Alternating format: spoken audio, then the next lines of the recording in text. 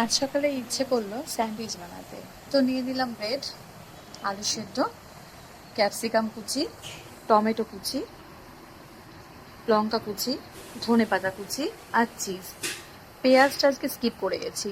আর মশলা নিলাম হলুদ গুঁড়ো, গরম মশলা, লঙ্কা গুঁড়ো, চাট মশলা, নুন। আর এখানে দেখো 2 রকমের সস নিলাম, আর ভাজার জন্য সাদা তেল নিয়ে নিলাম।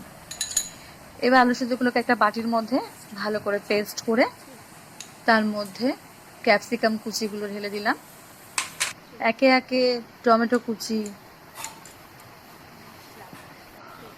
আর ধনেপাতা কুচি আর লঙ্কা কুচি দিয়ে এবার সমস্ত মশলাগুলোকে একে একে দিয়ে দিলাম।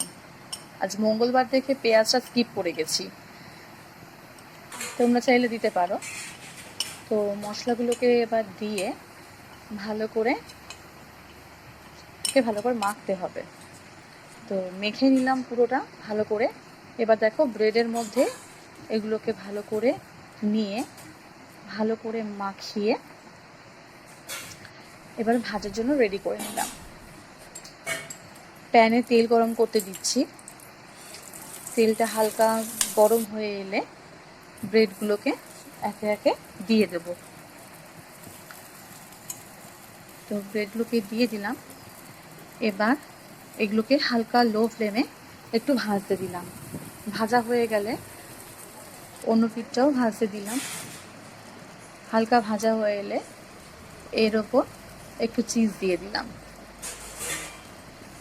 চিজটা তোমরা চাইলে স্কিপ করতে পারো, আমার ভালো লাগে তাই আমি দিই। এবার সসগুলোকে একটু দিয়ে দিলাম ভালো করে, দিয়ে এর উপরে আবার একটু চিজ দেব। দেখো আরেকবার একটু চিজ দিয়ে দিলাম, 2বার চিজ দেওয়া হলো।